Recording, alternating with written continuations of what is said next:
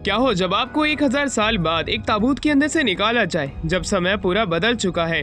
पर उन लोगों को क्या पता था कि आप तो इस दुनिया के सबसे ताकतवर इंसान रह चुके हो, जिसने कि अपनी ताकत के ही चलते खुद को एक जगह में बंद कर दिया था कि आप इस दुनिया को तबाह ना कर सको। और जब वो बाहर निकल के आता है तो किस प्रकार इस दुनिया को पूरा बदल के रख देता है, ये इस एनीमे के अंदर देखा जाएगा। एनीमे की शुरुआत में हमें दिखाया जाता है एक बहुत बड़ा जहाज जो होता है पानी के अंदर से कफिन बाहर निकालता है। कफिन को कंस्ट्रक्शन साइट पे लेके जाया जाता है। उसे खोलने के काफी ज्यादा प्रयास किए जाते हैं पर सारे नाकामयाब होते हैं। उस कफिन को कोई नहीं खोल पाया था, पर चंद्रमा की रात के दिन वो कफिन अपने आप खुल जाता है। जैसे ही वो कफिन के ऊपर रोशनी पड़ती है, उसके अंदर से एक बंदा जिसका नाम राय है वो बाहर निकल के आता है। अगले दिन अब हमें दिखाया जाता है राय जो होता है एक स्कूल की तरफ बढ़ रहा होता है। वहाँ पे वो अपनी ड्रेस चेंज कर लेता है। वहीं पे एक लड़का जो कि स्कूल गेट पे अंदर जाने की कोशिश कर जिसका नाम शिनवू होता है, वो राय को देख के हैरान था। इतना सुंदर लड़का उसने पहले कभी तो अपनी स्कूल में देखा नहीं था, ये आखिरकार है कौन। पर वैसे ही जब वो उसकी तरफ वापस देखता है वो वहाँ से गायब हो चुका था। एकदम से वो सोच में पड़ जाता है। पर दूसरी तरफ अब हमें दिखाया जाता है राय को जो कि प्रिंसिपल ऑफिस की तरफ बढ़ रहा था। वो अपने सर्वेंट से मिलने जा रहा था जो कि अभी स्कूल का प्रिंसिपल है जिसका नाम फ्रैंकेस्टाइन है। फ्रैंकेस्टाइन को महसूस हो जाता है कि उसका मास्टर आ चुका है। वो अपना सर उसके सामने झुकाता है और कहता है, मास्टर मैं आपका इंतजार 820 सालों से कर रहा था। अब राय को फ्रैंकेस्टाइन इस दुनिया की हर एक टेक्नोलॉजी के बारे में बताने लग जाता है कि समय बदल चुका है। अब इमोर्टल्स की लोगों को ज़रूरत नहीं है, वो लोग खुद पे डिपेंड हो चुके हैं पूरे तरीके से। अब उन्हें कोई भी चीज़ करनी पड़ती है तो वो खुद कर लेते हैं। वहीं राय जो था वो भी कहता है तो ठीक है, आज से मैं तुम्हारी स्कूल में पढ़ूंगा और इस दुनिया की जानकारी हासिल करूंगा। फ्रैंकेस्टाइन उस चीज़ के लिए मान जाता है। राय अब उस जगह पे जाता है जहाँ पे किसे असाइन किया गया था। फ्रैंकेस्टाइन ने उसे एक न्यू क्लास में भेजा था। उसके अंदर उसका नाम पूछा जाता है टीचर द्वारा, इसलिए अपना नाम कैडिस्ट्रेमा डी रेजियल बताता है। क्लास के सही बच्चे हैरान थे, सबसे ज़्यादा शिनवू भी उसी क्लास के अंदर था। वो उस पर इल्ज़ाम लगाता है कि वो गायब हो गया था, पर राय उसके ऊपर ध्यान नहीं देता है। टीचर उसे काफ़ी ज़्यादा डांटते हैं कि आखिरकार वो क्या बातें कर रहा है। पूरी क्लास भी उसे गुस्से से देखने लग जाती है। अब हमारा सीन यहाँ से शिफ्ट होता है कंस्ट्रक्शन साइट पे, जहाँ पे पहले कफिन था वहाँ पे दो लोग आते हैं जिनका नाम M21 और M24 होता है। ये दोनों एक ऑर्गेनाइजेशन जिसका नाम यूनियन है उसके लिए काम करते हैं, जो कि सुपर ह्यूमन बनाने का काम करती है। वो लोग उस कफिन को लेने आए थे पर वो कफिन वहाँ पे नहीं था, इसलिए उसकी रखवाली करने वाले को बहुत ज़्यादा पीटते हैं। M24 उसे काट भी लेता है। M24 के पास ऐसी पावर है कि वो किसी के भी फ्लैशबैक मेमोरीज देख सकता है। काटने के बाद वो वहाँ पे कफिन के साथ एक लड़की को देखता है जिसने कि उन्हें देख लिया था। अब वो जैसे ही उस आदमी को काट के उसे दूर फेंक देता है, वैसे ही वो आदमी उठ खड़ा होता है। इससे हमें पता चलता है कि M24 की पावर वैम्पायर से रिलेटेड है। अब हमारा सीन शिफ्ट होता है जहाँ पे राय को कैंटीन के अंदर रामेन खाने के लिए दिया जाता है। शिनवू बड़े ही प्यार से स्टिक को तोड़ के उसे खाने लग जाता है। राय को लग रहा था इसके अंदर किसी तरीके का पॉइजन हो सकता है जो कि इन इंसानों ने मिलाया होगा, इसलिए वो पहले खाने में थोड़ा डरता तो है, पर एट द एंड उसकी स्मेल सूंघने के बाद वो उसे खा ही लेता है। वो जैसे उसे खाता है वो उसका फेवरेट फूड बन जाता है। वो काफी ज्यादा खुश था। इवनिंग में जाते हुए उसने दो दोस्त, एक और यानी कि इहान नाम के बंदे को दोस्त बना लिया होता है। एक लड़की की चिल्लाने की आवाज आती है। अब हमें दिखाया जाता है वही वैम्पायर को दिखाया जाता है जैसे कि M24 ने मॉन्स्टर बनाया था। उस लड़की को ढूंढ चुका था जिसने कफिन देखा हुआ होता है। अब वहीं दूसरी तरफ शिनवू बड़ी ही तेजी में उड़ते हुए आता है और उस मॉन्स्टर की लात मारता है। वो दूर जाके गिरता है। वो कहता है अब हमें बच के यहाँ से भागना चाहिए, क्योंकि वो आदमी वापस खड़ा हो उठा था इतनी जोरदार किक के बाद भी। इसलिए वो लोग वहाँ से भग के चले तो जाते हैं, पर राय वहीं पे खड़ा रहता है। राय पीछे देखता है, पुल के दो लोगों की प्रेजेंस से महसूस होती है और वो उन्हें घूर के देखने लग जाता है। M21 भी उसे ही देख रहा होता है। M21 को लग रहा होता है कि कफिन के अंदर जरूर यही होगा, पर वो कंफर्म नहीं था, इसलिए वो कुछ भी नहीं करता है। राय वहीं पे खड़ा था पर वो उसे पकड़ के वहाँ से लेके चले जाते हैं। अब रात काफी ज्यादा हो चुकी थी, सारे बच्चे सेफ थे।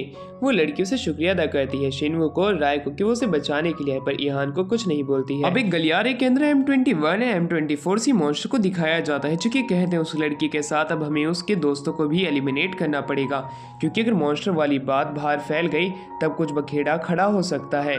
क्योंकि वो लोग एक एक्सपेरिमेंट है जो कि यूनियन के अंडर में काम किया करते हैं। उन्हें सुपर ह्यूमन जैसी पावर इसलिए दी गई है कि उनके वो शेडी वर्क्स को कंप्लीट करें। वो सिर्फ सब ऑर्डिनेट है और उनके सुपीरियर कोई और है।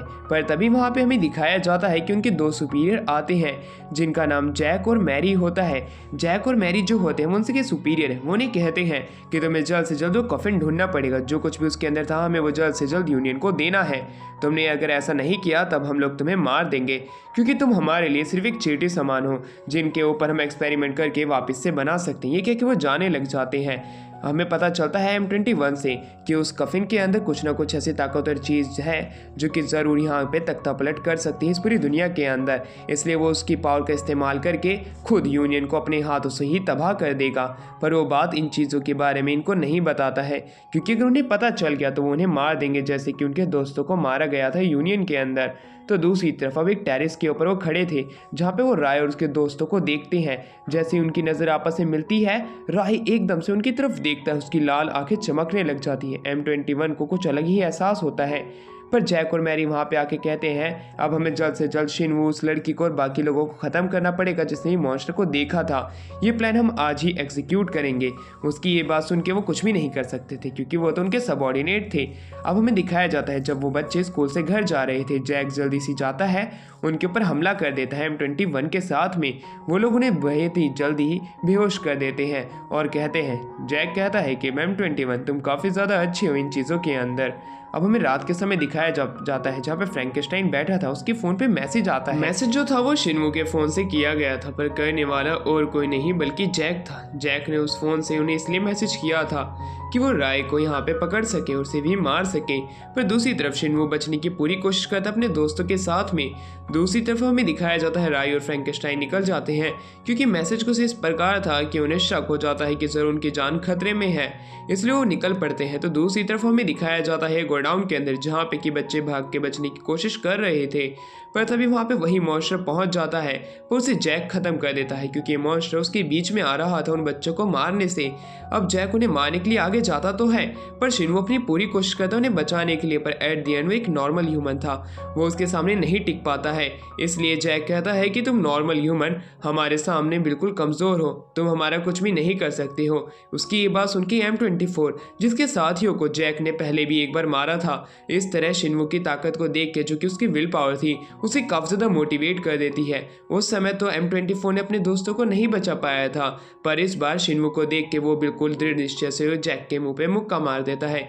जैक दूर जाके गिरता है। इस प्रकार M24 की बगावत शुरू हो जाती है यूनियन के खिलाफ में। ये सारी बातें दूर खड़ा M21 भी सुन सकता था अपने ईयर प्लग की मदद से। तो दूसरी तरफ हमें दिखाया जाता है मैरी को।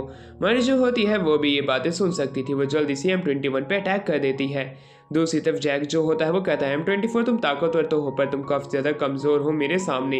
ये कहने के बाद उसे काफ़ी ज़्यादा मारता है, वो उसे आधा अधमरा कर चुका होता है। M24 दूसरी तरफ मारी से फाइट कर रहा था, जहाँ पे मारी बड़ी आसानी से M21 को ओवर पावर कर देती है और वो कहती है कि तुमने एक अच्छे अपोनेंट तो हो, पर तुमने शायद से गलत जगह अपनी बगावत करने की कोशिश की थी, जो कि था यूनियन, इसलिए तुम अब मारे जाते हो। जैसे ही वो उसे मारने जा रही थी, फ्रैंकेनस्टाइन और राय बीच में आ जाते हैं, वो उसे रोक चुके थे। वहीं दूसरी तरफ वहाँ पे दो नए लोगों को आता हुआ देख के मैरी हैरान थी। दूसरी तरफ M21 भी, वो कहता है ज़रूर यही बदल था जो कि उस कफिन के अंदर था। वो कहने लग जाते हैं कि बच्चे कहाँ पे हैं। वो लड़की कहती है कि अब तक तो वो मर गए होंगे, शायद से तुम काफ़ी ज़्यादा लेट आए हो, तुम ट्रेन की तरह आए हो। उसकी ये बात सुन के राय जो होता है वो M21 से कहता है क्या सच में वो मर गए हैं, जिसके ऊपर M21 कहता है नहीं नहीं, वो नहीं मरे हैं, अभी भी हमारे पास थोड़ा बहुत चांस है उन्हें बचाने के लिए। इसलिए राय फ्रैंकेनस्टाइन को ऑर्डर देता है कि तुम इस लड़की को ख़त्म कर दो, हम जब तक कि बच्चे को बचाने जा रहे हैं। अंडरग्राउंड अब हमें दिखाया जाता है, जहाँ पे कि वहाँ पे फाइट चल रही होती है, जहाँ पे कि जैक को अच्छी टक्कर दे रहा होता है हमारा M24, पर वो उसके हाथों मारा जाता है। अब जैक कहता है बच्चे तुम्हारी बारी आ चुकी है, तुम अब मेरे हाथों मारे जाओगे, तुम्हें बचाने वाला कोई नहीं है। पर तभी वहाँ पे राय की एंट्री हो जाती है। राय को देख के जैक कहता है तो अच्छा, एक नया शिकार वापस आ चुका है। M21 बड़े ही गुस्से से जैक को मारने के लिए चाहता तो है, पर उसका कुछ नहीं बिगाड़ पाता। जैक उसे दूर फेंक देता है। दूसरी तरफ फ्रैंकेनस्टाइन उस मैरी से फाइट कर रहा था। फाइट के दौरान मारी भी काफ़ी ज़्यादा उसके ऊपर भारी पड़ती हुई दिखाई दे रही थी। वो अपने आप को ट्रांसफॉर्म कर लेती है अपनी सुपर ह्यूमन फॉर्म के अंदर। फ्रैंकेनस्टाइन फिर भी उसे अच्छी टक्कर दे रहा था। वहीं दूसरी तरफ हमारा शीन यहाँ से शिफ्ट होता है, जहाँ पे कि अब हमें दिखाया जाता है दूर से कि राय जो था वो कहता है फ्रैंकेनस्टाइन को तुम अपनी सील हटा सकती हो, अपनी फुल पावर का इस्तेमाल करो। उसकी ये बात सुन के फ्रैंकेनस्टाइन अपनी फुल पावर को रिलीज कर देता है। इसकी ऐसी पावर देख के मारी जो होती है वो एक पल के लिए अपनी जगह पे फ्रीज हो जाती है। इस तरह की पावर आज तक उसने किसी के पास भी इस दुनिया में नहीं देखी थी। उसके लिए एकदम न्यू एक्सपीरियंस था ये। फ्रैंकेनस्टाइन एक सच रिवील करता है, जो वो यूनियन है वो उसी के ही जैसे लोगों ने बनाई है, उनके प्यादे उन्हें क्या हराएंगे। उसकी ये बात सुन के मारी हैरान तो थी, पर दूसरी तरफ फ्रैंकेनस्टाइन जो था वो अपनी फुल पावर का इस्तेमाल करते हुए मारी को पीट देता है। मारी एक ही बार में पूरे तरीके से हार जाती है। दूसरी तरफ जैक को लग रहा था कि राय, जो कि उसके सामने खड़ा हुआ एक हाई स्कूल स्टूडेंट है, वो काफी ज्यादा डरा हुआ है कि वो उसकी आंखों में आंखें भी नहीं डाल सकता। वो कहता है तुम अपनी पैंट में मूत सकते हो अगर तुम्हें इतना ही डर लग रहा है। पर दूसरी तरफ राय उसके बदसूरत चेहरे को नहीं देखना चाहता था। वो कहता है तुम्हें मेरे आगे घुटने झुकाने पड़ेंगे। ये कहने के बाद वो उसके पाँव पे पाँव रखता है। वो नीचे झुक जाता है। अपनी बेइज्जती देख के जैक काफी जोर से हंसते हुए उसके ऊपर अटैक करने के लिए जाता तो है, पर उसके ये अटैक काम नहीं आते हैं। राय का ऑरा इतना ज्यादा था कि उसका ऑरा अपने आप माइनस हो जाता है। राय वही बंदा है जो कि उस कफिन से बाहर निकला 1000 साल बाद। ऐसा कैसे हो सकता है कि आने जाने वाला कोई भी बंदा उसे हरा सके। राय बड़े ही आसानी से जैक का मुंह पृथ्वी पे बार बार दे के मारता है। आसपास की बिल्डिंग हिलने लग जाती है। वहाँ पे जैक फुल मॉन्स्टर फॉर्म में भी बदलता है, पर वो चीज़ भी उसकी किसी भी काम नहीं आती है। वहीं राय जो था अपने दोस्तों को बेहोश कर देता है, जहाँ पे कि जैक अपनी मॉन्स्टर फॉर्म में आता है। राय को हराने के लिए अपनी पूरी कोशिश करते हुए एनर्जी से अपना मुक्का उसके ऊपर फेंक के मारता तो है, पर वो मुक्का भी राय का कुछ नहीं बिगाड़ पाता है। राय बड़ी ही आसानी से अपने एक हाथ से उसे मार देता है और कहता है कि तुम शायद से गलत समय में जन्मे हो कि तुम्हें मेरे जैसे बंदे से मुकाबला करना पड़ा। तुम ताकतवर नहीं हो, तुम्हारे जैसे को तो मैं पहले ही बड़े ही आसानी से मार दिया करता था। शुक्र मनाओ तुम मेरे सामने अभी भी खड़े हो। ये कहने के बाद वो उसे एक ही जगह पे पैरालाइज कर देता और कहता है अब समय आ चुका है तुम्हारे खत्म होने का। ये कहने के बाद में वो एक इस तरह के स्पेल का इस्तेमाल करता है जिसकी मदद से वो अपने अपोनेंट के ब्लड को अपने हिसाब से मैनिपुलेट कर सकता है। उसी की ही मदद से वो उसे एक ही बार में ब्लास्ट कर देता है। पूरी बिल्डिंग खून से लथपथ हो रखी हुई होती है। इस तरह का दृश्य देख के तो M21 की भी फट जाती है। दूसरी तरफ हमें दिखाया जाता है D5 करके एक ग्रुप को, जहाँ पे कि कुछ लोग आर्म फोर्सेस के ऊपर अटैक करते हैं जो कि सुपर ह्यूमन होते हैं, जिसका नाम टाओ, टाकियो, शार्क, हैमर और क्रंज होता है। क्रंज उन सभी का लीडर है। वो जल्दी से ही अपने मिशन को पूरा कर देते हैं और वो लोग कहते हैं ये मिशन तो पूरा हो चुका है, पर हमारा अगला मिशन जो है वो जापान के अंदर, हमें जल्द से जल्द चलना पड़ेगा। उसकी बात सुन के सभी टीम मेंबर तैयार हो जाते हैं। अगले दिन अब हमें दिखाया जाता है जहाँ पे शिनवू अपने स्कूल के लिए निकल। M21 अब उनके स्कूल का बॉडीगार्ड है। उन्हें M21 के बारे में कुछ नहीं पता है क्योंकि राय ने उनकी मेमोरीज पहले ही इरेज कर दी थी। कुछ इस प्रकार की उन्हें इनकी ताकत के बारे में कुछ नहीं पता है। बस M24 को वो लोग जानते हैं कि वो ये उनका न्यू सिक्योरिटी गार्ड है और उनसे पहले मिल चुके हैं।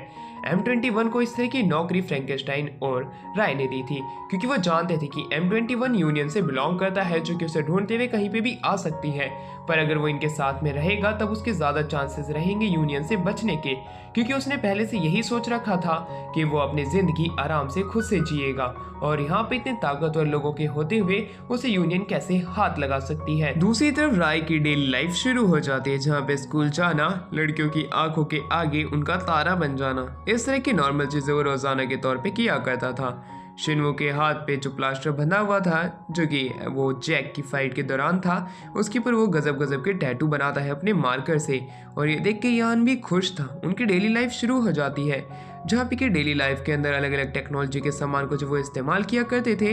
राय सोचा करता था कि आखिरकार इसका इस्तेमाल कैसे करते हैं। इस तरह की चीज़ें वो ईहान और शिनवू को बताता है, जिसपे वो बताते ही इन्हें मोबाइल कहा जाता है जो कि एक तरह का स्मार्टफोन है।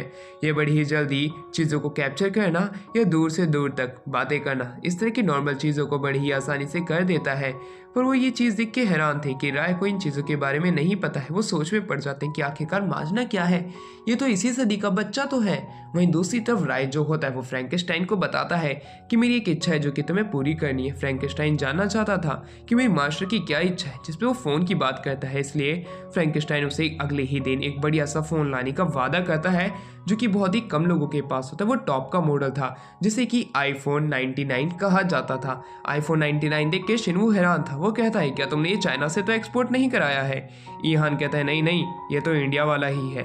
ये बात जान के शिनवू हैरान था, पर राय कहता है कि मुझे इस फोन का इस्तेमाल करना नहीं आ रहा है, जिस पे ईहान उसके लिए एक ईमेल आईडी बनाता है और उसे ईमेल करना सिखाता है। इसी वजह से राय जो था सबसे पहला ईमेल और किसी नहीं अपने सर्वेंट फ्रैंकेनस्टाइन को करता है। रिसेस के दौरान कैंटीन के बाहर यानी कि प्लेग्राउंड के अंदर हमें दिखाया जाता है कुछ बड़े बच्चों को जो कि वहाँ पे आके स्कूल की लड़कियों को और बच्चों को परेशान कर रहे होते हैं।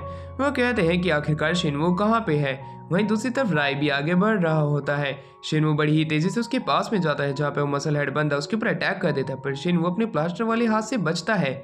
जेनेटर को भी धमकी दी जाती है कि शिनवू को बुलाओ। शिनवू आ चुका था। वो बंदा कहता है तुमने मेरी बंदी पे गलत हाथ डाला। ईहान उससे पूछता है कि खैर तुमने क्या किया, जिसपे शिनवू बताता है कि उसकी गर्लफ्रेंड फोन में ध्यान लगा रखी थी, किसी से बात कर रही थी, मैंने तो सिर्फ उसे बचाया था। इस तरह का तरीका थोड़ी है थैंक्स करने का। जिसपे मसल हेड बंदा कहता है नहीं, तूने मेरी बंदी को गलत टच किया था, अब तुझे सजा मिलेगी। ये कहने के बाद उसके ऊपर मुक्के बरसा देता है। अब शिनवू एक कॉर्नर हो चुका था, इसी वजह से अब वो मसल हेड बंदा उसके मुंह पे मुक्का भी मारता है। वहीं दूसरी तरफ M21 उसे बचाना चाहता था, पर राय उसे जाने से मना करता है क्योंकि अगर वो लोगों की आंखों में आ गया तब यूनियन के लिए आसान हो जाएगा उसे ढूंढना, इसलिए वो उसे नहीं जाने देता है। दूसरी तरफ मसल हेड बंदा जिसने कि सिर्फ अपनी मसल्स पे काम किया है ना कि ब्रेन पे, वो नॉन स्टॉप शिनवू के ऊपर अटैक कर रहा था, पर शिनवू भी इस चीज़ का फायदा उठाता है। एक मौका मिल जाता है वो उसके मुंह पे रख के देता है, पर उसे कुछ फायदा नहीं होता है। मसल हेड बंदा वापस से उसके ऊपर नॉन स्टॉप अटैक करने लग जाता है। वो उसे आधे से ज़्यादा इंजर्ड कर चुका था। जब उसकी हालत काफ़ी ज़्यादा ढीली हो चुकी थी और ईहान भी पिट चुका था, तब राय जो होता है वो M21 को आगे जाने की इजाज़त दे देता है क्योंकि अब जेनेटर के ऊपर भी अटैक होने वाला था। क्योंकि जब उन्हें रोकने की कोशिश करता है वो दिमाग से पैदल बंदा उस बूढ़े आदमी को भी पीटने की बात करने लगता है। M21 जाता है बड़ी तेजी में, वो अपनी पोजीशन बदल लेता है, उसकी आंखों के सामने से वो उसके पीछे पहुंच जाता है। मसल हेड बंदा कहता है आखिरकार तुम हो कौन जो कि मुझे रोकने की कोशिश कर रहे हो। जिस पे M21 कहता है तुम्हें रोक देना चाहिए, यहाँ पे बच्चे पढ़ने आते हैं, तुम्हारी तरह गुंडागर्दी करने नहीं। इतना ही वो बोलता है कि वो उसके पंच को बड़ी ही आसानी से डॉज करते हुए एक मुक्का दे मारता है। वो नीचे झुक चुका था, वो उसका हाथ पकड़ के उसे फेंकने की कोशिश भी करता है पर उसे हिला ही नहीं पाता है। मसल हेड बंदा दूर जाके कार पे गिरता है। इस तरह की पावर तो देख के उसकी कफ ज़्यादा फट जाती है। वो अपने साथियों के साथ बड़ी तेज से भाग जाता है। M21 की हर कोई तारीफ भी करता है कि वो इतना ज़्यादा पावरफुल है कि उसने सिक्योरिटी गार्ड की पोजीशन का बहुत ही अच्छे तरीके से इस्तेमाल किया। राय अब डिनर कर रहा था जिसके अंदर वो रामेन खा रहा था जो कि उसके फेवरेट बन चुके हैं। सभी लड़कियां M21 से इम्प्रेस हो चुकी थी। रात के समय में फ्रैंक जो होता है वो M21 से माफ़ी मांगता है क्योंकि उसकी स्कूल के और बच्चों की वजह से उसे लोगों की नज़र में आना पड़ा। कहीं यूनियन से उसे खतरा तो नहीं पड़ जाएगा, पर M21 कहता है कोई बात नहीं, ये तो मेरा फर्ज था कि मैं सिक्योरिटी गार्ड की नौकरी कर रहा हूँ, तब मुझे वो पूरी भी करनी पड़ेगी। अब हमें D5 को दिखाया जाता है जो कि कहते हैं अब हमें अपने मिशन को जल्द से जल्द पूरा करना पड़ेगा। तो दूसरी तरफ अगले दिन दो वाइट हेयर बच्चों को दिखाया जाता है जो कि स्कूल के लिए निकलते हैं। वो दोनों बच्चे न्यू एडमिशन थे। वो सबसे पहले प्रिंसिपल यानी कि फ्रैंकेनस्टाइन के पास में जाते हैं जो कि समझ चुका था कि ये नोबल्स हैं और वो अब एक मोटल बनने का नाटक करता है और इन्हें अपने मास्टर की क्लास के अंदर डाल देता है जिसका नाम रेज एंड सारा होते हैं। वो दोनों देख पा रहे होते हैं कि जो राय है उसके अंदर से एक ऑरा निकल रहा है जो कि एक मोर्टल का नहीं है, वो किसी डिमोनिक पर्सन का है। वो दोनों से दोस्ती बनाने की कोशिश करते हैं। उसी बीच शिनवू भी काफी ज्यादा खुश था कि उसे सारा के साथ बैठने को मिल रहा है जो कि कोल्ड ब्यूटी है। स्कूल से जाते वक्त फ्रैंकेनस्टाइन बात करने लग जाता है M21 से कि यूनियन का आखिरकार माजरा क्या है, आखिरकार तुमने ह्यूमैनिटी को धोखा क्यों दिया यानी कि यूनियन को। वहीं उसी दौरान अब हमें बताया जाता है कि फ्रैंकेनस्टाइन भी क्यों सर्वेंट बना हुआ है राय का। वो लोग बताते हैं कि जैसे जैसे लोग कमज़ोर पड़ते जा रहे थे उसी दौरान नोबल्स बाहर निकल गए जो कि पावरफुल बींग्स होते हैं जिन्होंने की इन लोगों की रक्षा की। और वहीं दूसरी तरफ M21 कहता है कि पर अब इन नोबल्स की हमें ज़रूरत नहीं है, हम इतने सक्षम हैं कि हम खुद की रक्षा खुद कर सकते हैं। समय बदल चुका है, समय बदलता है, इंसान प्रोग्रेस करते हैं और अब हम भी प्रोग्रेस कर चुके हैं। इसी दौरान फ्रैंकेनस्टाइन कहता है कि हाँ तुम शायद से सच बोल रहे हो, अब मुझे भी नहीं लगता है कि नोबल्स की ज़रूरत पड़ेगी लोगों को जिस हिसाब से जैसे जैसे टेक्नोलॉजीज ग्रोथ करती जा रही है। वहीं दूसरी तरफ हमें दिखाया जाता है जैसे ही वो घर पहुंचते हैं वहाँ पे बच्चों ने डेरा डाल के पार्टी कर रखी थी, पर वो कुछ नहीं कहता है क्योंकि उनके साथ उसका मास्टर भी था। वो बर्तन साफ करने लगता है। शिनवू वहीं बात करने लग जाता है कि सारा और रेस के पास रहने की जगह नहीं है इसलिए वो यहीं रहेंगे। राय भी उन्हें इजाज़त दे देता है रहने की, इसलिए फ्रैंकेनस्टाइन उनको कुछ भी नहीं कहता है। M21 उससे बात करते हुए कहता है क्या हुआ, जैसे फ्रैंकेनस्टाइन कहता है इन बच्चों ने तो मेरा दिमाग खराब कर दिया, मास्टर नहीं होते तब मैं एक एक का भूत बना देता।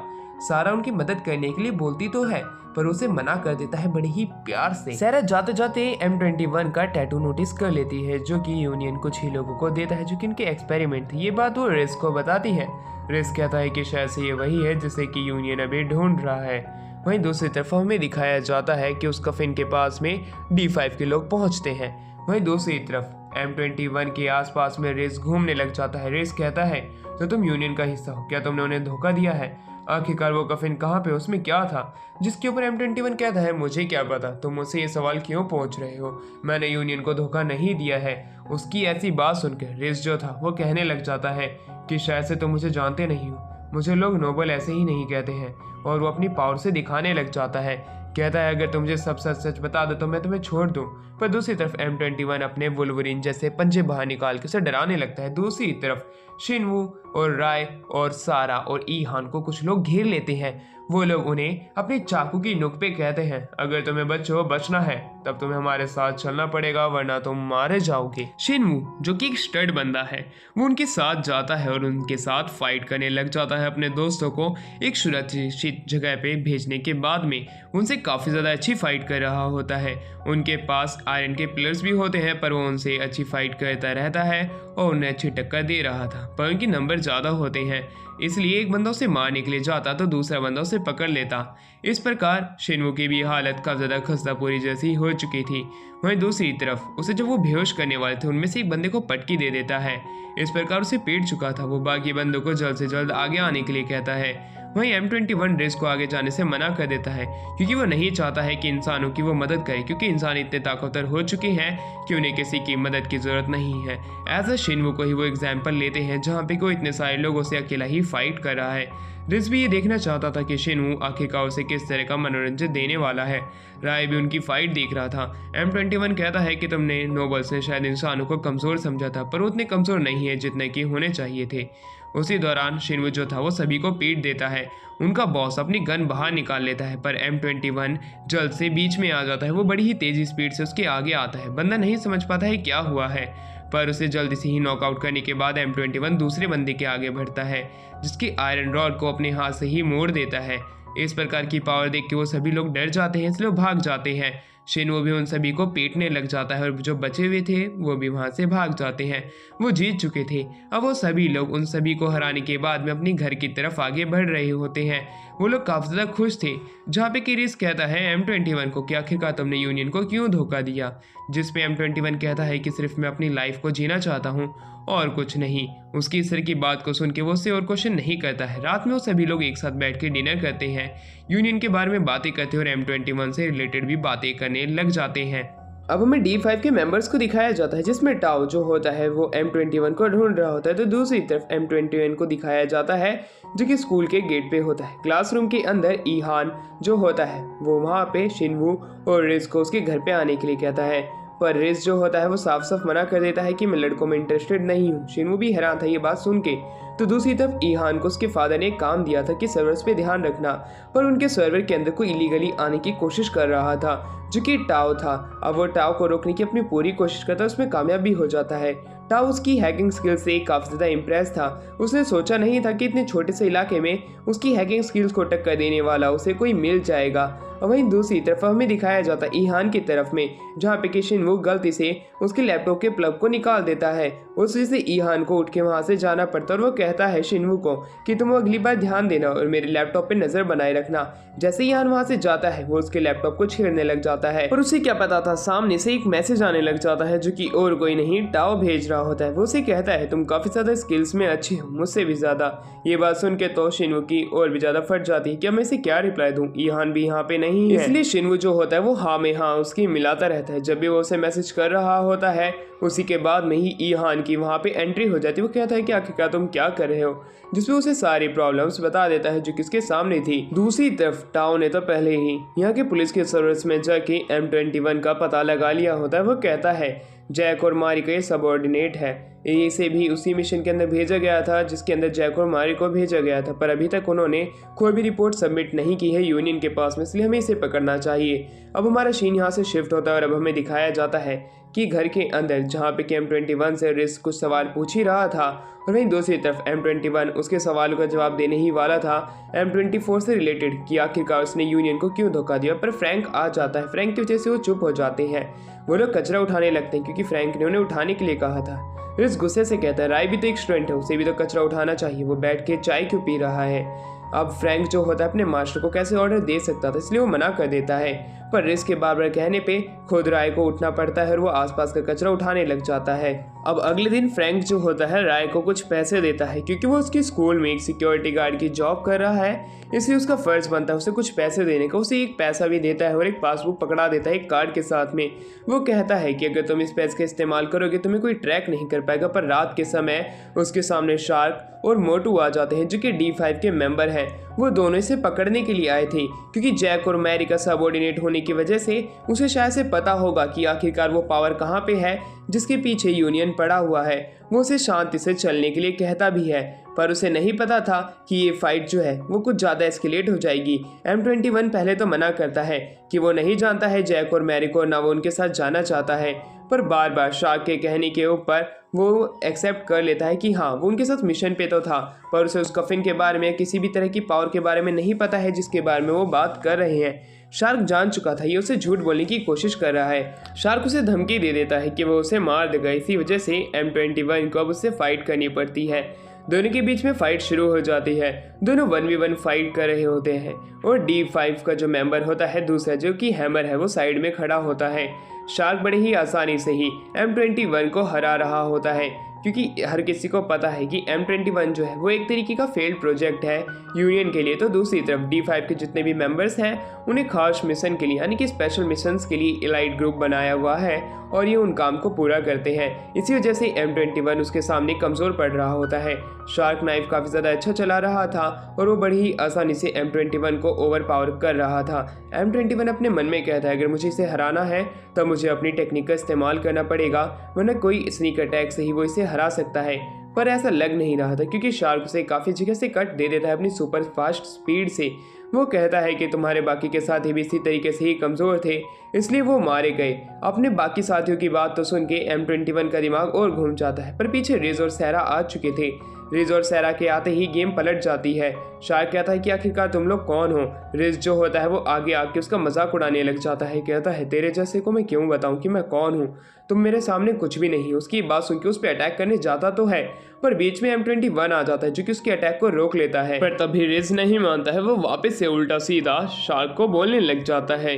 तो दूसरी तरफ शार्क काफी ज्यादा गुस्से में उनकी तरफ बढ़ ही रहा होता है कि बीच में क्रैंस आ जाता है यानी कि D5 का लीडर। अब वही M21 उससे एक डील करता है कि अगर वो उसे सारी सच्चाई बता देगा तब वो वहाँ से रिज और सारा को जाने देगा और उनके साथ चलने के लिए तैयार हो जाता है, जिसके ऊपर क्रैंस इस बात पे मान जाता है क्योंकि उन्हें सबसे पहले वो इन्फॉर्मेशन रिट्राइव करनी थी जो कि यहाँ पे नष्ट हो गई है, इसलिए उसकी डील को कंफर्म कर देता है। रिज और सारा घर आते हैं। फ्रैंक उससे पूछता है कि M21 कहाँ पे है। रिज उसे कुछ नहीं बताता पर सारा बता देती है कि वो अपने कुछ जानकार दोस्तों के साथ में यहाँ से पहले ही जा चुका है। उसकी इस तरह की बात को सुन के फ्रैंक जो था जो कि पहले से ही काफ़ी ज़्यादा समझदार है वो समझ चुका था कि यानी कि M21 को यूनियन लेके चली गई है।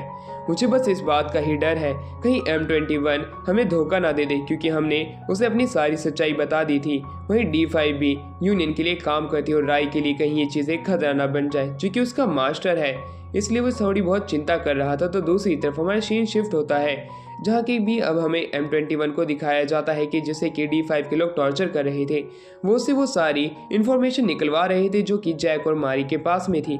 वो कहते हैं वो पावर कहाँ पे है जो कि तुम्हें लाने के लिए भेजा गया था। वहीं ये बात तो सुन के M21 को थोड़ा ये बहुत भरोसा हो जाता है कि अभी भी उन्हें ये नहीं पता है कि जैक और मारी को उसने मारा है, इसलिए वो चीज़ें घुमाने लग जाता है। वो कहता है कि मैं तुम्हें सारी इन्फॉर्मेशन दे तो दूंगा पर उसके बदले में मुझे भी कुछ चाहिए। इस बात पे शार्क गुस्से से उसके लात मारने लग जाता है पर उनका लीडर यानी कि D5 का लीडर जो था क्रैंस वो कहता है तो ठीक है हम तुम्हें वो सारी इन्फॉर्मेशन दे देंगे जो कि तुम चाहते हो, पर तुम्हें हमारी इन्फॉर्मेशन पकड़ानी पड़ेगी। जिस पे M21 मान जाता है। वो कहता है कि मेरे जैसे जितने भी एक्सपेरिमेंट थे मुझे उन सभी के बारे में जानना है, उनकी हर एक डिटेल के बारे में जानना है। जिस पे क्रैंस कहता है यूनियन इतनी आसानी से ये चीज़ें किसी को बताता नहीं है।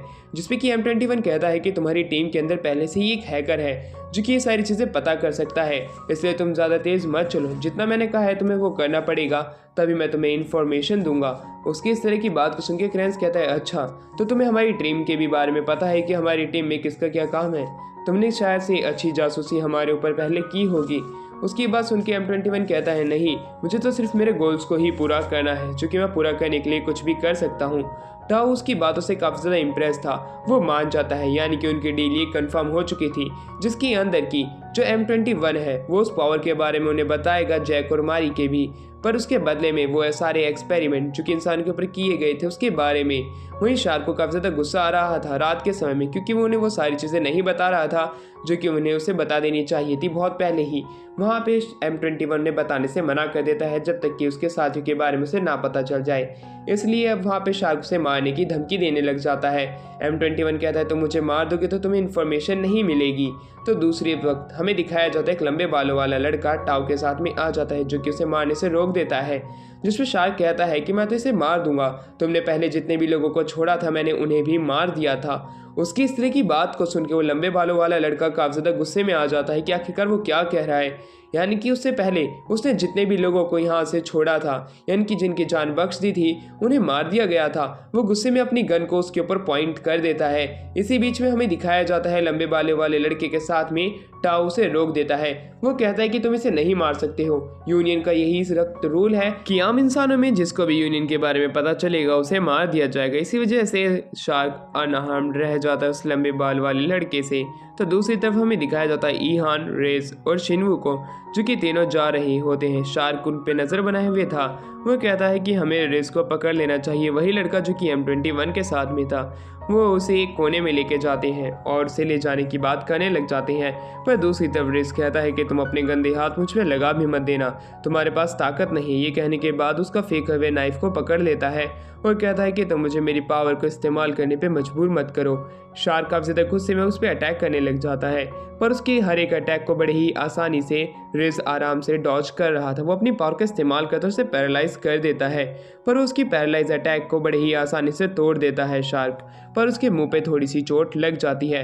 दोनों के बीच में अच्छी फाइट चली रही थी, जहाँ पे क्रिस अपनी पावर का इस्तेमाल करने ही वाला था टाइम को स्टॉप करके, पर उसी दौरान हैमर जो था, जो कि शार्क के साथ आया हुआ था, वो अपने कुछ डेटोनेट का इस्तेमाल करता है और दोनों के बीच में ब्लास्ट कर देता है। उसकी वजह से रेस को थोड़ी दिक्कत तो होती है, क्योंकि अब ये फाइट 2v1 हो चुकी थी, पर रेस जो था वो उनसे फाइट करने के लिए पूरा तैयार था। शार्क अब एक पिल खाता है, अपनी पावर इंक्रीज कर लेता है, जिसकी पावर अब बाकी हानमत जितनी हो चुकी थी। दोनों के फीट में वापस से फाइट शुरू हो जाती है, पर इस बार शार्क काफ़ी तेज़ हो चुका था अपने ह्यूमन फॉर्म के मुकाबले में। शार्क की स्पीड काफ़ी ज़्यादा तेज़ थी, इसी वजह से वो रेस का बहुत ही अच्छे से मुकाबला कर पा रहा होता है। उसके नाइफ की पावर यानी कि उसकी डिस्ट्रक्टिव पावर भी बढ़ चुकी थी। रेस अपनी पावर का इस्तेमाल करने की कोशिश भी करता है, पर ऐसा लग नहीं रहा था कि शार्क के ऊपर उसका कुछ भी असर हो रहा है। शार्क कह रहा होता है तुम मेरे साथ शांति से चलोगे तो मैं शायद से तुम्हें जिंदा छोड़ दूंगा, पर दूसरी तरफ रेस जो था उसके पीठ पे मुक्के मारने लग जाता, उसके स्पाइनल कोड को तोड़ने की कोशिश कर रहा था। पर जैसे ही वो उसके ऊपर अपने मुक्के बरसा ही रहा था, हैमर उसके दोस्तों को लेके आ चुका था। वो कहता है अगर तुम हमारे साथ शांति से नहीं चलोगे तो हम इसे मार देंगे। उसकी बात सुन के वो खुद को उनके हवाले कर देता है।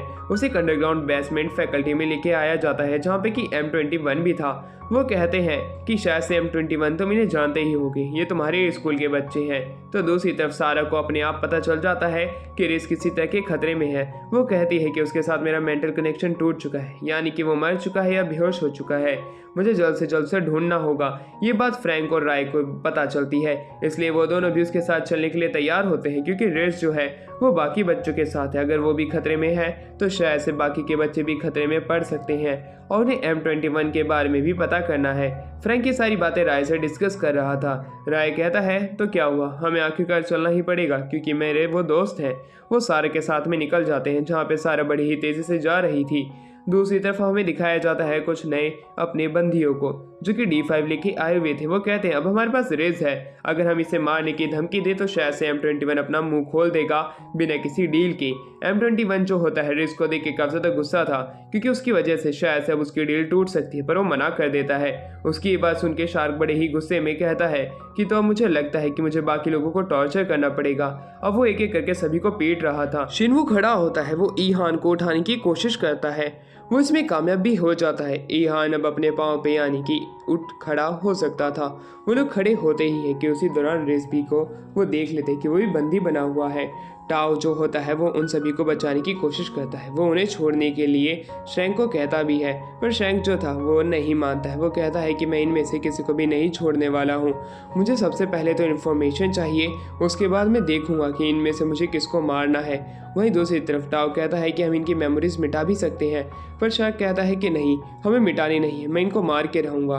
टोक्यो भी उन्हें रोकने की कोशिश करता है। M21 कहता है कि तुम्हें मुझसे इन्फॉर्मेशन चाहिए तो तुम इन्हें छोड़ दो, पर दूसरी तरफ शार्क जो था वो कहता है कि मुझे अब तुमसे इन्फॉर्मेशन निकालने की कोई ज़रूरत नहीं है, मेरे पास इतने बंदी हैं कि मैं इन्हीं के हाथों से अपने लिए इन्फॉर्मेशन निकलवा सकता हूँ, तुम अब हमारे किसी भी काम के नहीं हो।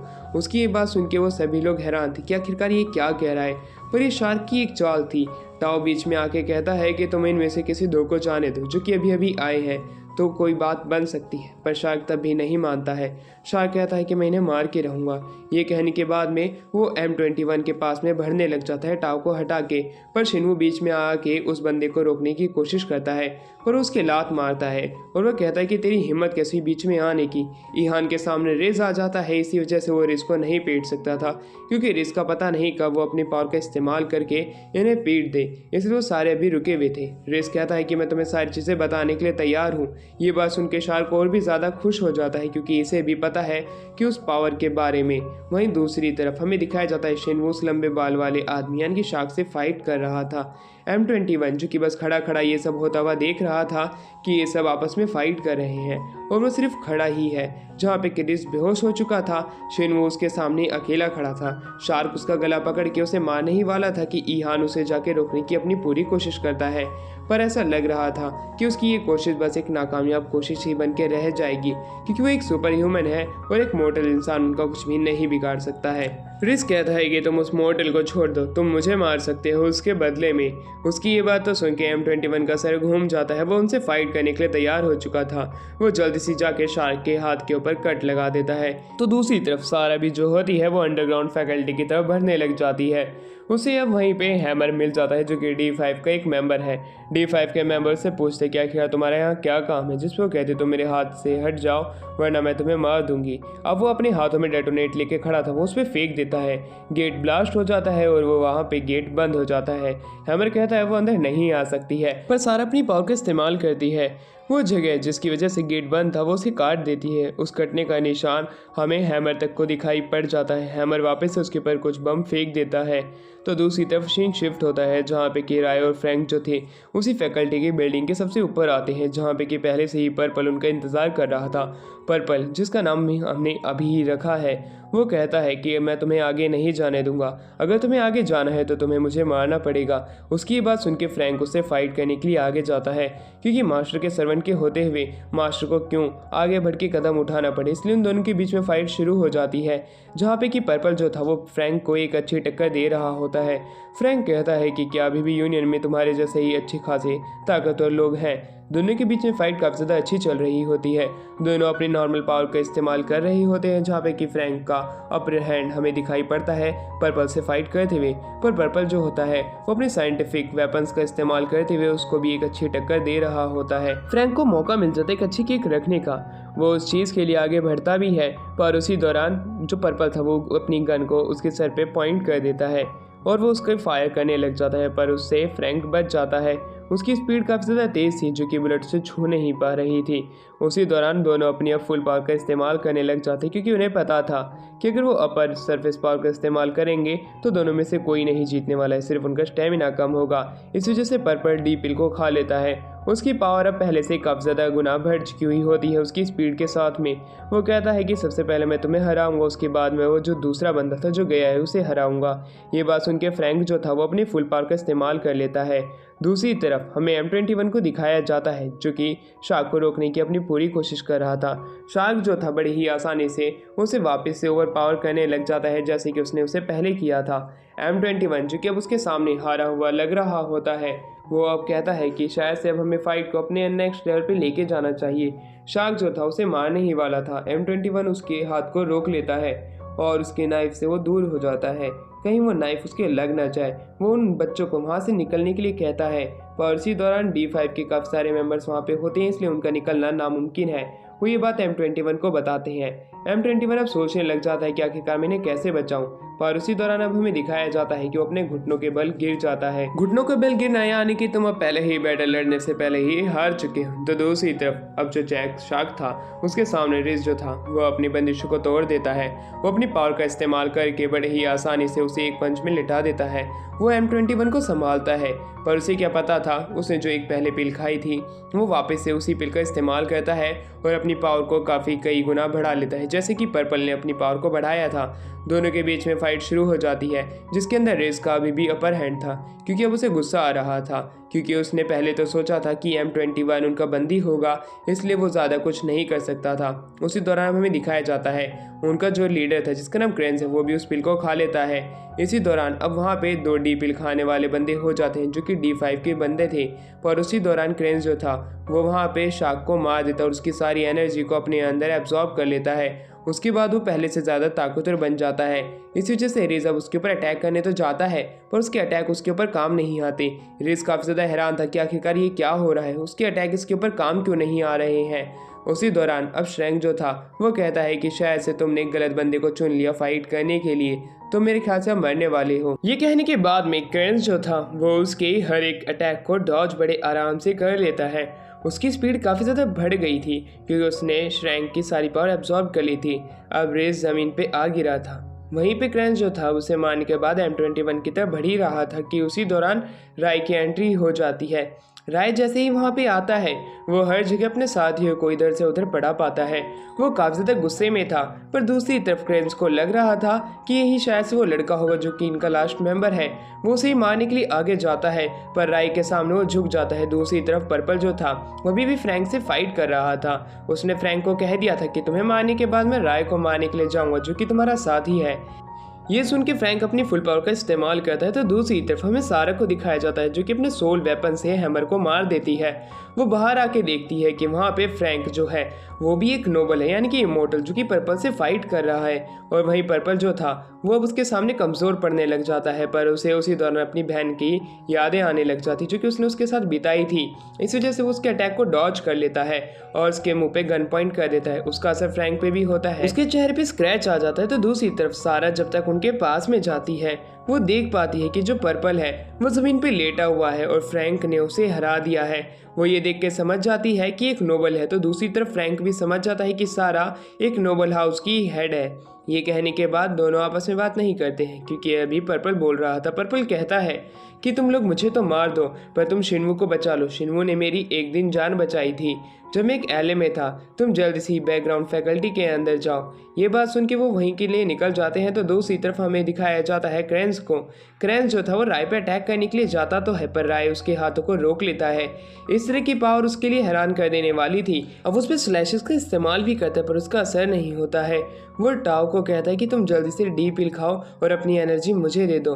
टाओ अपने डी पिल को हाथ में लेकर उसके पास में जाता है और जैसे ही वो उसकी गर्दन पकड़ के उसे हाथ में उठाता ही है कि टाओ जो था उसके हाथ से खुद को छुटवा के उसके ऊपर टेजर से अटैक कर देता है, उसे एक शॉक दे देता है। क्रेंस गुस्से में उसकी गर्दन पकड़ता है। उतनी ही देर में राय टाइम को थोड़ा सा स्टॉप कर देता है यानी कि उसके टाइम स्टॉप हो चुका है।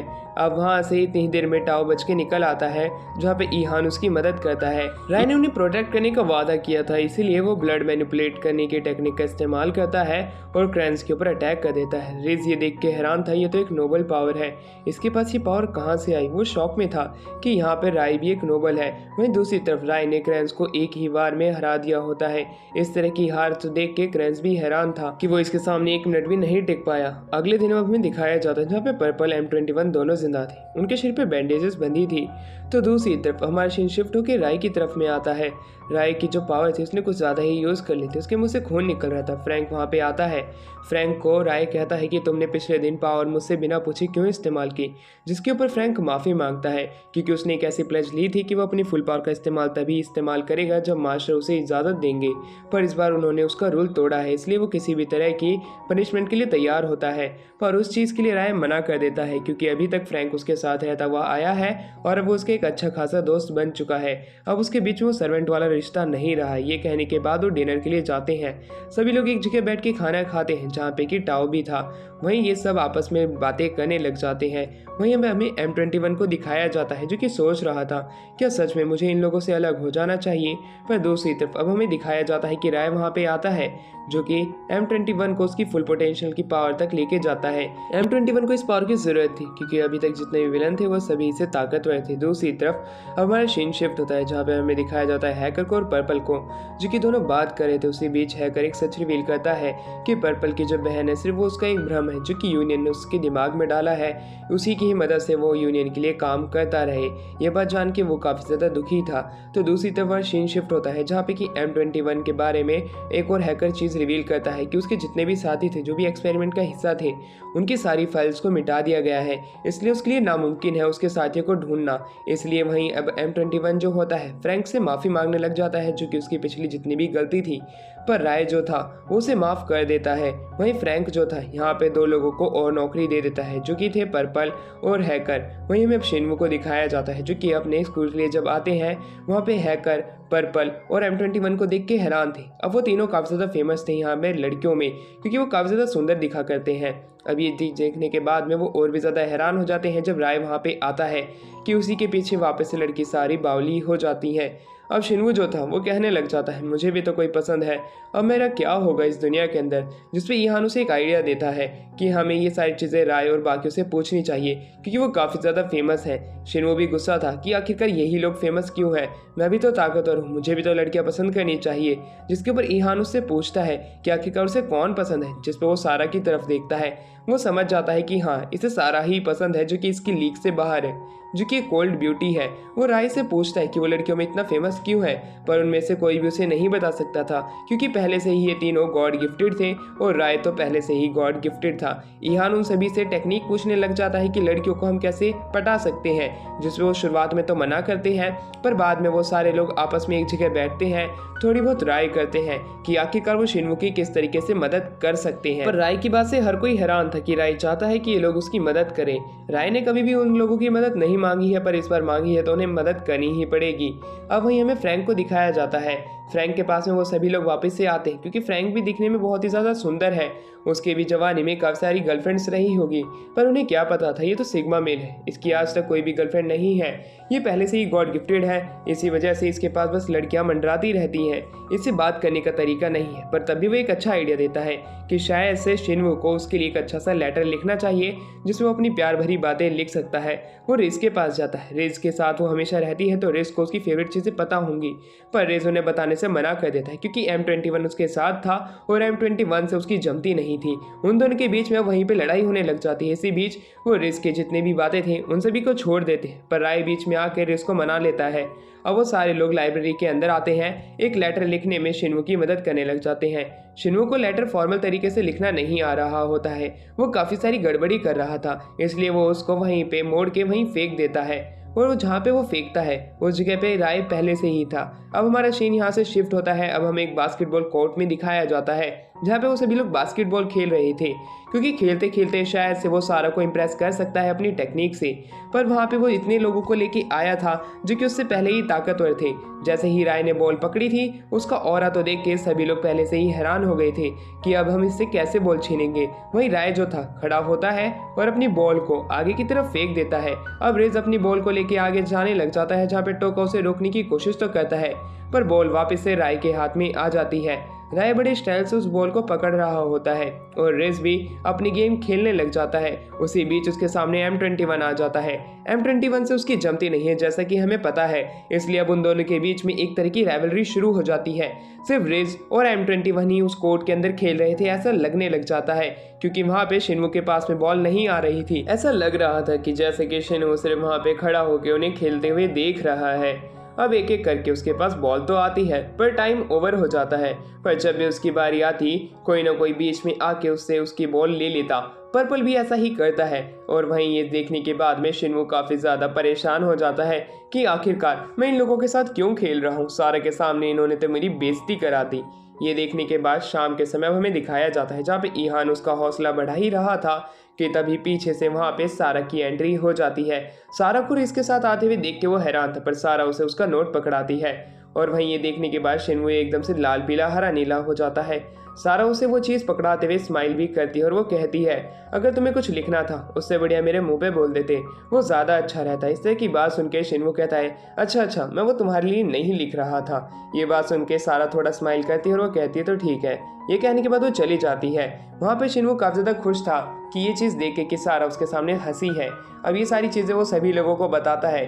उसकी इस तरह की बात सुन के सभी लोग उसके लिए खुश थे। पर दूसरी तरफ फ्रैंक बात करने लग जाता है उनकी मेमोरीज इरेज करने की, क्योंकि वो सुपर ह्यूमन और नोबल्स की बातों को आम इंसानों तक नहीं सीमित रहने देंगे।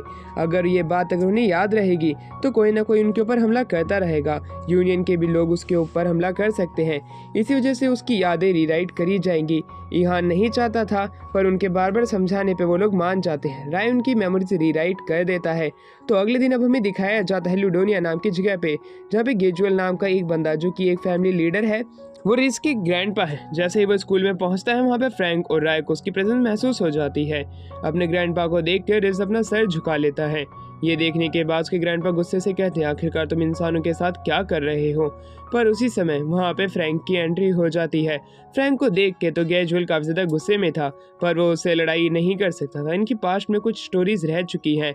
वहीं पे अब हमें पता चलता है कि जो प्रीवियस लॉर्ड थे नोबल के, अब वो मर चुके हैं। अब उनकी बेटी का राज है सारे नोबल्स के ऊपर, और उन्हीं के बीच में ये बात चल रही है कि राय वापस लौट आया है। वो कफिन के अंदर बंद था। उसी के पीछे यहाँ पे गेजुअल की ग्रैंडसन और उसके साथ में सारा भी गई हुई है, पर शायद से लॉर्ड को उनके ऊपर भरोसा नहीं था। वो कहते हैं कि तुम उन्हें चेक में रखना, कहीं ये चीजें कहीं बाहर के लोगों को पता ना चल जाए। वहीं जाते हुए हमें तो येलो हेयर बंदों को दिखाया जाता है, जो कि सारा के बारे में बात कर रहे होते हैं। बड़ा लड़का जो था वो छोटे को कहता है, तुम सारे के पीछे पागल मत हो जाना और वहाँ पे पहुँच मत जाना। तुम्हारी गलती पिछली बार नजरअंदाज कर दी गई थी, पर अगर इस बार गलती हुई तो तुम्हें सजा भी मिल सकती है। ये कहने के बाद वो वहाँ से चला जाता है। दूसरी तरफ हमें ग्रेजुअल को दिखाया जाता है, जो कि फ्रैंक से बात करने लग जाता है कि आखिरकार राय यहाँ पे जिंदा कैसे है। राय बताता है कि वो एक डीप स्लम्बर में था, जो कि वो जाग चुका है। पर ग्रेजुअल उसे बताता है कि सभी लोगों को ऐसा लगता है कि तुमने ही प्रीवियस लॉर्ड को मारा था, इसी वजह से तुम शक के गहरे में हो। तुम्हें मेरे साथ लुडोनिया चलना पड़ेगा, जहाँ पे कि सारे नोबल्स रहते हैं लॉर्ड के साथ में। और वहाँ पे जाने से वो लोग मना कर देते हैं, क्योंकि वो वहाँ पे जाके सफाई दे क्यों जब उनकी कोई गलती ही नहीं है। फ्रैंक मना कर देता है, क्योंकि राय यहाँ पे एक अच्छी जिंदगी जी रहा होता है। यहाँ पे उसके काफी सारे करीबी दोस्त हैं जिनके साथ अच्छी जिंदगी बिता रहा है, तो वो क्यों लुडोनिया जाए और अपनी सारी गवाही उनके सामने पेश करे। तो दूसरी तरफ रिज से सारे सुपर ह्यूमन बात करने लग जाते हैं कि तुम्हारे ग्रैंडपा और ये लोगों की कहानी क्या है, जिस पर रिज बताता है कि सारा और मेरे ग्रैंडपा फैमिलीज के हेड है। ये कुछ 5-6 फैमिलीज के हेड है जो कि लॉर्ड के अंडर में काम करते हैं। ये काफी ज्यादा ताकतवर है। सारे फैमिली हेड्स के अंदर से ग्रेजुअली है, जो कि अभी तक सबसे ज्यादा पुराना पर्सन रह चुका है लॉर्ड की अंडरशिप में। वहीं अब राय भी खुद भी मना कर देता है कि वो तुम्हारे साथ नहीं जाना चाहता हूँ, तो मुझ पर ज्यादा प्रेशर मत डालो। इसे ग्रेजुअल कुछ नहीं कर सकता था, पर अब उसे शक होने लग जाता है कहीं फ्रैंक राय के साथ और कुछ सुपर ह्यूमन के साथ मिलकर नोबल्स को हरा देना तो नहीं चाहता, यानी कि एक तरीके से बैक स्टेप तो नहीं करना चाहता है, क्योंकि फ्रैंक की एक कहानी ऐसे ही रह चुकी है जिसके बारे में हमें बताया जाता है कि फ्रैंक नोबल्स किलर के नाम से काफी ज्यादा मशहूर था, जो कि नोबल्स को मारा करता था। ये उन नोबल्स को अपना शिकार बनाता था जो कि थोड़े कमजोर होते थे, जो कि लोगों के ऊपर अत्याचार करते थे। पर यह बात जब लॉर्ड को पता चलती है कि एक ऐसा ह्यूमन है जो कि नोबल्स की तरह की पावर का इस्तेमाल कर सकता है, जो कि इंसानों में सबसे ताकतवर है, उसे हराने के लिए ग्रेजुअल और रेजर नाम के एक दो फैमिली हेड्स को भेजा गया था। उनके साथ में कुछ और भी एजेंट्स थे, पर वो फ्रैंक को हाथ भी नहीं लगा पा रहे थे। अब फ्रैंक के सामने जब दोनों हेड आते हैं तब फ्रैंक एक अकेली चोटी के कोने पे खड़ा हुआ था। वो उसे शांति से सरेंडर करने को कहते हैं और लॉर्ड के पास चलने के लिए, पर फ्रैंक किस चीज के लिए मना कर देता है। वो कहता है कि तुम नोबल्स हमेशा लोगों का गलत इस्तेमाल करते हो, जिस पे ग्रेजुअल कहता है कि हम तो उनकी रक्षा करते हैं, जिस पे फ्रैंक गुस्से में कहता है कि कुछ लोगों के करने से ये नहीं हो जाता कि तुम्हारी पूरी जाति पर जाति ही उन लोगों की रक्षा करती है, तुम सारे लोग खराब हो। ये कहने के बाद वो अपनी फुल पावर का इस्तेमाल करने लग जाता है। जब फैमिली हेड अपने सोल वेपन का इस्तेमाल करते हैं, वो भी अपने सोल वेपन का इस्तेमाल करता है। ऊपर से गिरने वाली पर्पल लाइटनिंग जितनी भी होती है वो एक तरीके के ब्लैक स्पीयर में बदल जाती है, जिसकी मदद से उसकी पावर काफी गुना और भी बढ़ जाती है। पर वेपन की ज्यादा पावर उसका यूज करने से उसे फ्लैशबैक भी काफी ज्यादा मिलने लग जाता है। उसकी जो पूरी बॉडी होती है वो उस ब्लैक स्पीयर की वजह से करप्ट होने लग जाती है। उसी के बीच में रेजर भी चपेट में आ जाता है और वहीं पे ग्रेजुअल भी अपनी पावर का इस्तेमाल करता है। ये फाइट 2 वर्सेस 1 हो गई थी, पर एक बहुत बड़े ब्लास्ट की वजह से फ्रैंक बच के निकल जाता है, पर उसके पीछे छूटे हुए खून के जो धब्बे होते हैं उसके निशान से रेजर उसका पीछा करने लग जाता है। जहाँ पे कि हमें फ्रैंक को दिखाया जाता है जो कि हवेली में घूम रहा होता है, एक बंदों से सामने दिखाई देता है, पर उसे लगता है कि शायद से वो इस महल का नौकर होगा, पर उसे क्या पता था जो उसके सामने खड़ा है वो राय है, जो कि एक नोबल लेस है, जो कि नोबल्स का सफाया करता है एक तरीके से जब भी वो गलती करते हैं। और इसी समय वहाँ पे एंट्री हो जाती है ग्रेजुअल और रेजर की, जो कि वहाँ पे आते ही उसके सामने झुक जाते हैं और उसे कहते हैं कि हमें फ्रैंक को ले जाना पड़ेगा, ये लॉर्ड की ऑर्डर है। पर तभी राय जो होता है उसे अपना बटलर बना देता है। वो कहता है अब से ही मेरी अंडर में रहेगा, यानी कि अब फ्रैंक उसका सर्वेंट बन चुका है। उसके साथ काफी समय बीत जाते हैं, पूरे 5 साल बीत चुके थे, जहाँ पे ग्रेजुअल कहता है कि शायद से अब आपके को लॉर्ड के पास जाना चाहिए फ्रैंक को लेके। पर लुगडोनिया के जितने भी लोग थे उन्हें हीन भावना से देखने लग जाते हैं, पर लॉर्ड तो उसकी तारीफ करने लग जाते हैं कि तुम इंसानों में सबसे ज्यादा ताकतवर हो, क्यों ना तुम राय के साथ एक ब्लड कॉन्ट्रैक्ट बना लो, उसकी मदद से तुम भी उसके साथ ही जियोगे और उसी के साथ में मरोगे। एक तरीके से तुम और भी काफी सालों तक जी सकते हो, जो कि एक इंसान के शरीर में तुम नहीं जी सकते। तो पर फ्रैंक मना कर देता है क्योंकि वो एक इंसान है, जिसपे कि लॉर्ड काफी ज्यादा हंसते हैं और वो कहते हैं कि राय अगर इसके साथ कॉन्ट्रैक्ट बनाना चाहता है तो वो बना सकता है, इस चीज का विरोध कोई भी नहीं करेगा। इस तरह की बात लॉर्ड के मुंह से सुनने के बाद फ्रैंक जो था वो ग्रेजुअल से फाइट करने के लिए जाता है, पर वो मना कर देता है। पर दूसरी तरफ एक और नोबल उससे फाइट करने के लिए तैयार था। दोनों की फाइट शुरू हो जाती है, जहाँ पे कि फ्रैंक जो था वो अपना आपा खो बैठता है, पर सही समय पे लॉर्ड और राय के आने पे वो उसे बचा लेते हैं उसके शरीर को बेकाबू होने से। अब फ्रैंक की आंखें खुलती है, उसके सामने राय था। वो राय के साथ में अपना ब्लड कॉन्ट्रैक्ट भी स्थापित कर लेता है, यानी कि अब उसका वो सर्वेंट बन चुका है। ग्रेजुअल पुरानी बातों को याद कर रहा था। वो कहता है कि तुम धोखा देने की कोशिश मत करना, वरना शायद से राय को खुद आगे आके सारी चीजें अपने हाथ में लेनी पड़ेगी। इस तरह की बात को सुन के फ्रैंक जो था वो चुप रहता है। ग्रेजुअल कहता है तुम चिंता मत करो। वो अपने पोते से मिलता है और वहाँ से वो लुकोडोनिया के लिए निकल जाता है। लुकोडोनिया में वो काफ़ी झूठी चीज़ें उन्हें बताने लग जाता है, जैसे कि वहाँ पे कफिन नहीं मिला, इसी वजह से लॉर्ड जो थी वो उसकी मेमोरीज के अंदर एक बार जाने की कोशिश करते हैं। वहीं दूसरी तरफ हमें दिखाया जाता है रेजर का पोता निकल पड़ता है जापान के लिए। सारा को उसका ऑरा मिल जाता है, यानी कि महसूस हो जाता है। वो जैसे ही सही समय पे बाहर जाते हैं वो देख पाते हैं कि उनके सामने एक दूसरा नोबल खड़ा हुआ है। वहीं पे हमें दिखाया जाता है रेजर का पोता जो होता है वो सुपर ह्यूमन के साथ में खेलने लग जाता है। वो उन्हें काफी ज्यादा पीटता है, पर सही समय पे रेज और सारा के आ जाने पे वो रुक जाता है। अब वो कहने लग जाता है कि सारा मैंने तुम्हें पहले कन्फेस किया था, क्या तुम अभी मुझसे प्यार करती हो, क्या तुम मेरा ऑफर मानती हो? जिसके ऊपर सारा उसे यहाँ से निकल जाने के लिए कहती है, इसलिए वो चुपचाप वहाँ से चला जाता है। पर वो कहता है सारा तो मुझे रात में मिलना। वहीं M21 की हालत काफी ज्यादा गंभीर हो गई थी, क्योंकि उसने उसके शरीर के अंदर अपना हाथ डाल दिया था, यानी कि कट लग चुका था। उसे ठीक किया जाता है। शाम के समय में सारा उन्हें बता देती है इसके बारे में। वहीं भी रेज भी बात करने लग जाता है कि उसने बहुत पहले से प्रपोज किया था सारा को, पर सारा के मना करने पे वो बिसर्ग चला गया था। उसके भाई ने उसे बड़ी मुश्किल से कंट्रोल में लाया था और उसे 4 दीवारों में बंद कर दिया गया था, पर वो वापस आ चुका है। इसलिए अब सारा को अकेले ही उससे मिलने के लिए जाना पड़ेगा, वरना बाकी लोगों के लिए मुसीबत खड़ी हो सकती है। वो रेज को ये चीज़ें बताती है। ये कहने के बाद वो चली जाती है, पर राय बाहर आता है जहाँ पे वो फ्रैंक को सारा की मदद करने के लिए भेज देता है। वो उसकी सील भी हटा चुका था, यानी कि वो अपनी फुल पावर का इस्तेमाल कर सकता है। जैसे ही सारा रेज से मिलती है वो उसका ऑफर ठुकरा देती है। अब वहाँ पे फ्रैंक भी आ चुका था। फ्रैंक को देखने के बाद वो बंदा उसके ऊपर अटैक बार बार करने लग जाता है। सारा दूर खड़ी इनकी फाइट देख रही थी, रेज भी देख रहा होता है, पर तभी रेजर का पोता लॉर्ड के ऑर्डर्स उनको दिखा देता है। लॉर्ड के ऑर्डर देखने के बाद में सारा को उनको फॉलो करना पड़ेगा, उसे लुकोडोनिया वापस जाना पड़ेगा। इसके साथ में वही चीजें उन सभी को बता देता है। सारा वहाँ से चली जाती है। तो दूसरी तरफ जो फ्रैंक था वो एक तरीके से अब इनके सामने हार चुका था। ये सारी बातें वो राय को बताते हैं। रिज से फ्रैंक बात करने लग जाता है। उसी दौरान हमें पता चलता है कि जो ग्रेजुअल है वो अब पकड़ा जा चुका है और उसी के साथ में सारा भी पकड़ी जा चुकी है। उन्हें वापस लेने हमें लुकोडोनिया जाना पड़ेगा।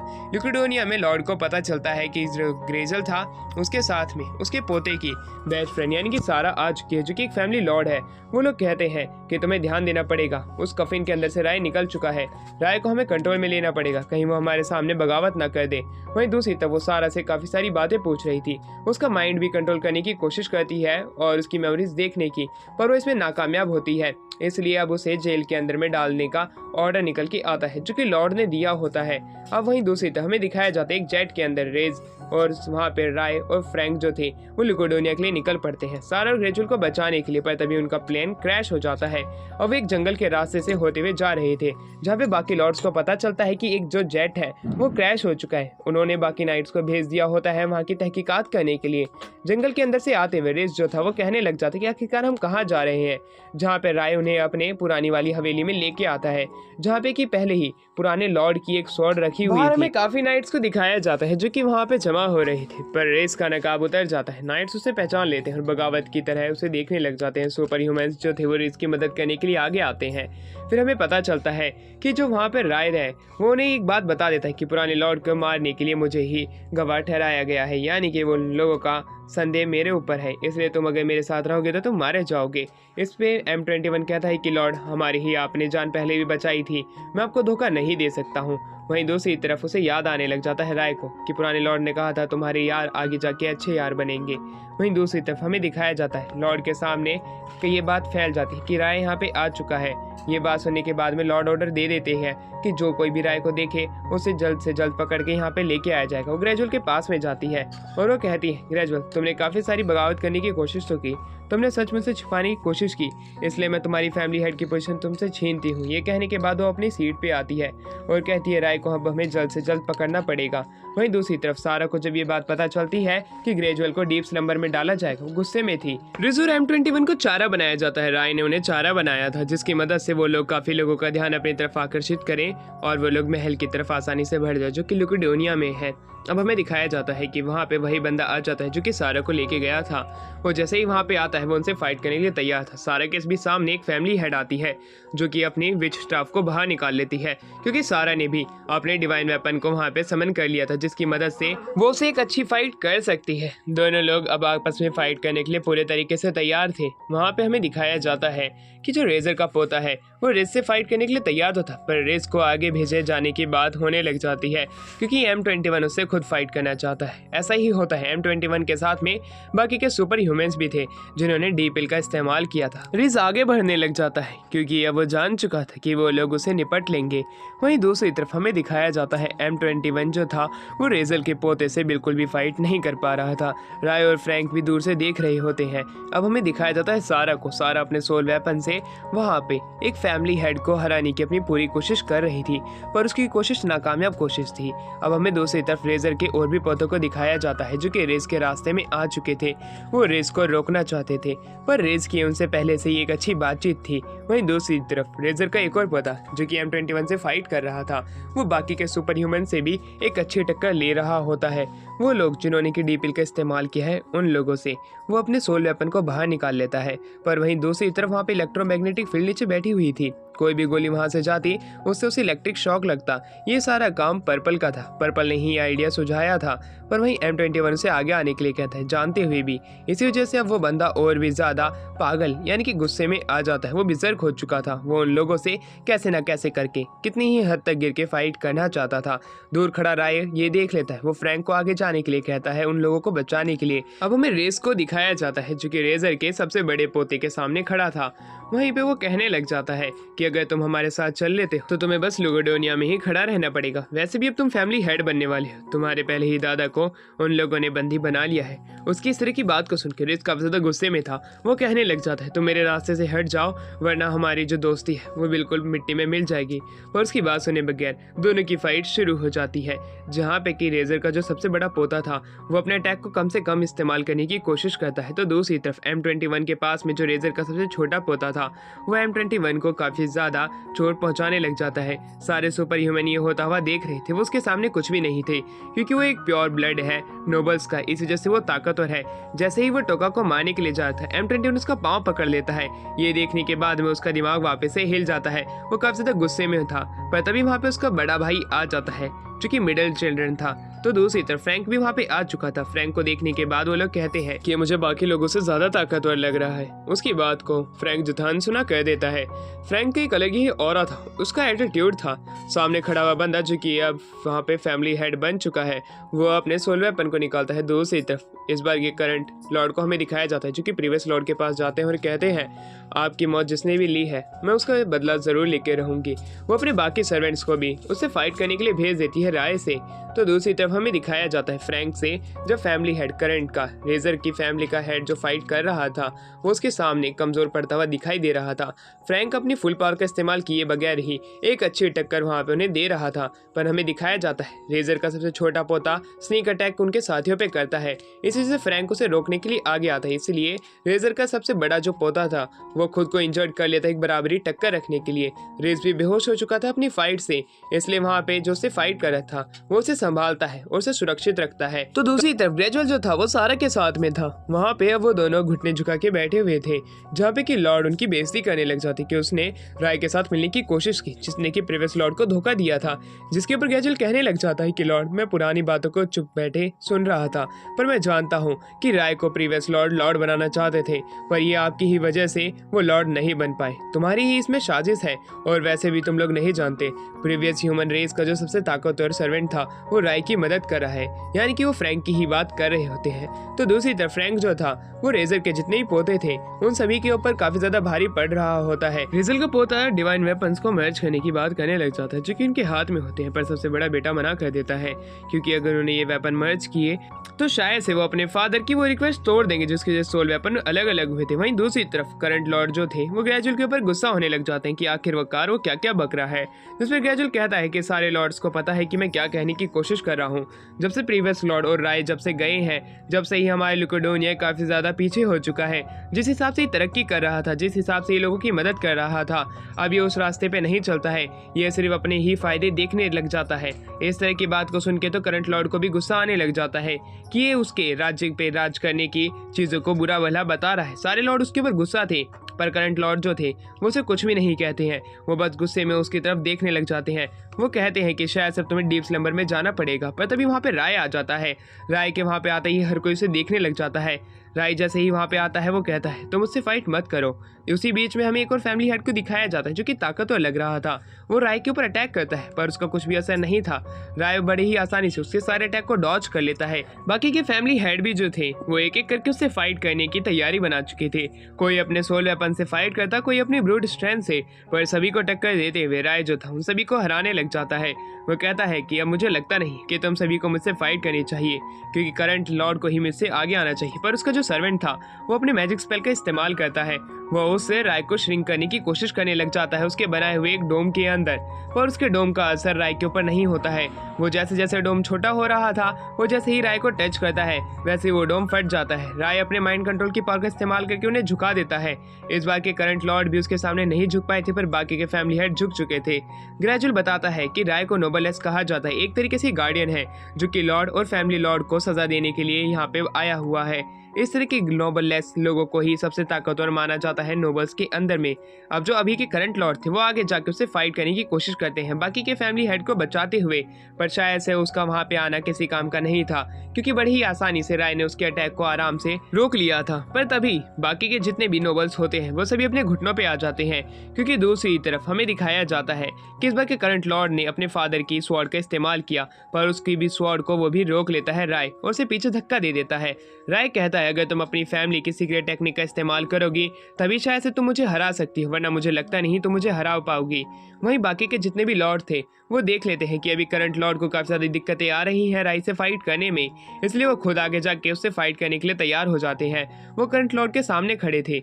वो लोग अपनी वफादारी को नहीं भूले हैं जो कि प्रीवियस लॉर्ड के साथ उन्होंने निभाई थी। अब उससे फाइट करने के तैयार थे, पर राय कहता है कि इन चीजों से फायदा नहीं होने वाला है, मैं इनको पहले की ही तरह वापस से हरा दूंगा।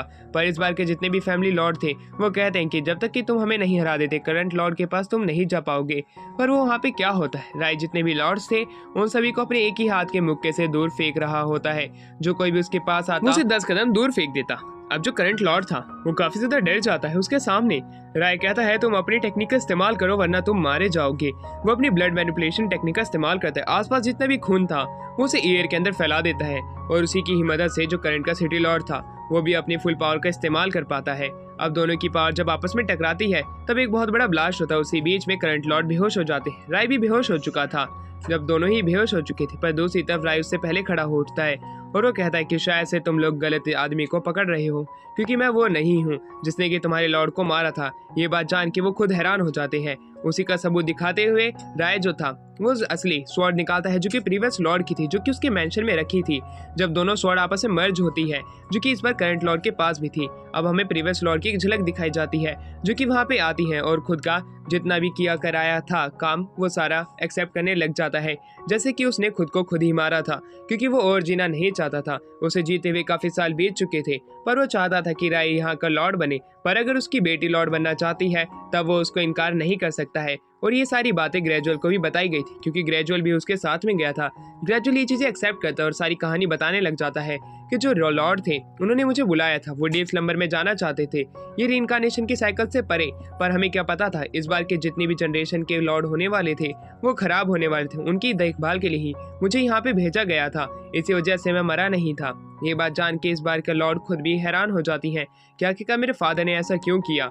और ये सारी चीजें जान के वो काफी ज्यादा दुखी थी और ग्रेजुअल अपनी सारी सजा भुगतने के लिए तैयार था। और उसी बीच में हमें रिस को दिखाया जाता है जब वहाँ पे हमें एक बंदा रिस को फेंकते हुए दिखाता है। रिस भी कहता है कि मैं भी ग्रेजुअल का पोता हूँ, मुझे भी अपने दादा की जितनी ही सजा मिलनी चाहिए। करंट लॉर्ड ग्रेजुअल की जितनी भी गलती है वो उसे माफ कर देती है, साथ में रिस और सारा की भी। अब उन्हें वापस से फैमिली हेड की पोजीशन मिल जाती है। अब वहीं दूसरी तरफ अब हमारा सीन शिफ्ट होता है जहाँ पे कि हमें ग्रेजुअल को दिखाया जाता है जो कि सारा से माफी मांगने लग जाता है क्योंकि उसकी वजह से उसको आना पड़ा। वहीं दूसरी तरफ करंट लॉर्ड भी उससे माफी मांगने लग जाते हैं ग्रेजुअल से क्योंकि उसके फादर ने उसके ऊपर भरोसा किया था और शायद से वही उसे फैमिली हेड से हटाना चाहती थी। वहीं उसके फादर वहां से चले जाते हैं उसे एक स्वॉर्ड देते हुए जो कि उनकी थी। वहीं दूसरी तरफ राय जो था वो वहां पे उससे भी माफी मांगने लग जाती है। इस बार की करंट लॉर्ड वो कहती कि शायद से ये मेरी ही गलती थी। अब वहीं M21 और बाकी के लोग तैयार हो जाते हैं यहाँ से निकलने के लिए।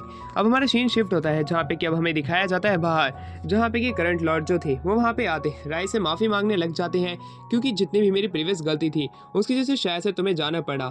वहीं वो ये भी कहती है कि मेरे फादर के साथ शायद तुमने ही सबसे ज्यादा टाइम गुजारा था, इसलिए शायद से मैं तुमसे हमेशा जेलस थी। घर जाते हुए राय जो था वो फ्रैंक को कहता है कि अब तुम मेरे कोई सर्वेंट नहीं हो, तो मेरे ही बराबर के मेरे साथ ही हो। अब वहीं जो था राय वो अपनी डेली लाइफ शुरू कर देता है जहाँ पे शिनवू, रिज और सारा भी उनके साथ में एक नॉर्मल लाइफ जी रहे होते हैं। M21 टोकू